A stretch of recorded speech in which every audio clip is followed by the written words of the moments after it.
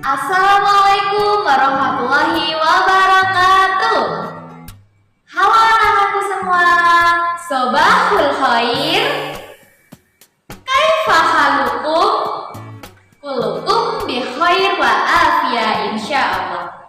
Halo anak-anakku, khususnya anak-anakku kelas 5. Kali ini kita belajar kemuhammadiyahan dengan topik mengenal tokoh Muhammadiyah. Kira-kira kali ini kita akan mengenal tokoh siapa ya? Ustazah kasih clue-nya ya. Beliau memimpin Muhammadiyah tersingkat. Siapa ya kira-kira? Oke, simak pembelajaran dari Ustazah Ima ya. Kiai Haji Fakih Usman dilahirkan di Gresik, Jawa Timur tanggal 2 Maret 1904. Ia berasal dari keluarga santri yang sederhana dan taat beribadah. Kiai Haji Fakih Usman adalah anak keempat. Beliau terlahir dalam keluarga yang gemar akan ilmu pengetahuan agama maupun pengetahuan umum. Kiai Haji Fakih Usman dikenal memiliki etos bisnis yang kuat.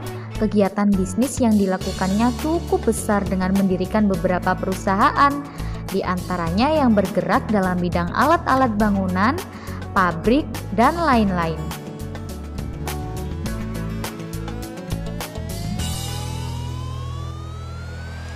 Kiai Haji Fakih Usman keterlibatannya dalam Muhammadiyah dimulai sejak tahun 1925. Sejak tahun itu beliau mulai masuk di organisasi Muhammadiyah. Ketika ia diangkat sebagai ketua grup Muhammadiyah, khususnya di Gresik, yang dalam perkembangannya selanjutnya menjadi salah satu cabang Muhammadiyah di wilayah Jawa Timur.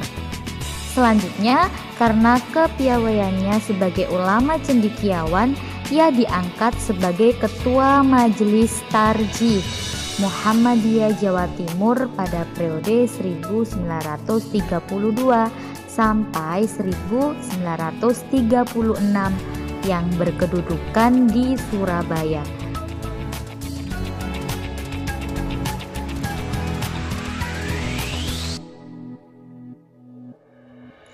Ketika Kiai Haji Mas Mansur dikukuhkan sebagai ketua pengurus besar Muhammadiyah, ia menggantungkan kedudukannya sebagai konsul Muhammadiyah Jawa Timur pada tahun 1936.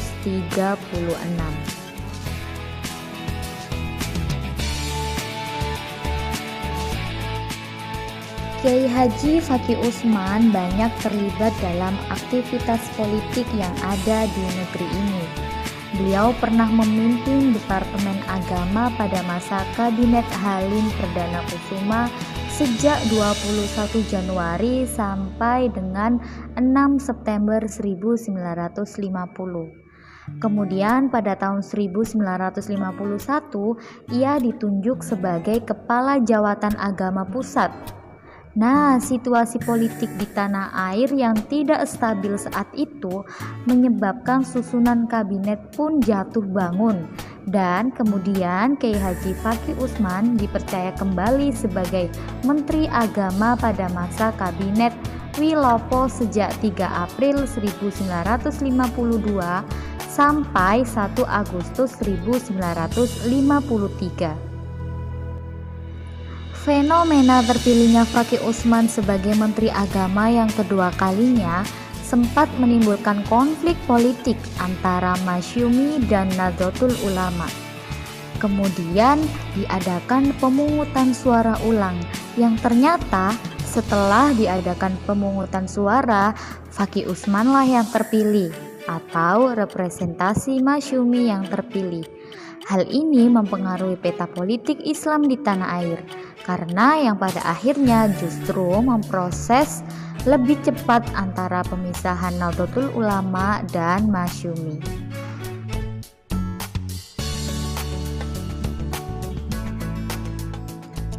Sebagai salah seorang wakil ketua pimpinan pusat Muhammadiyah pada kepengurusan Kiai Haji Badawi yang pertama pada tahun 1962 sampai 1965, Kiai Haji Fakih Usman merumuskan sebuah konsep pemikiran yang kemudian dikenal sebagai kepribadian Muhammadiyah.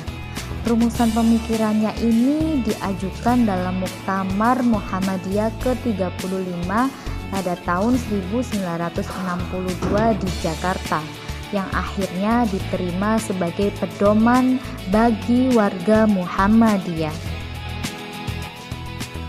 Menjelang meninggalnya Kiai Haji Fakih Usman, beliau dikukuhkan sebagai Ketua Umum Pimpinan Pusat Muhammadiyah pada Muktamar Muhammadiyah ke-37 tahun 1968, tepatnya di Yogyakarta untuk periode 1968 sampai 1971. Namun, jabatan itu sempat diemban hanya beberapa hari saja karena Kiai Haji Fakih Usman dipanggil menghadap Yang Maha Kuasa pada tanggal 3 Oktober 1968.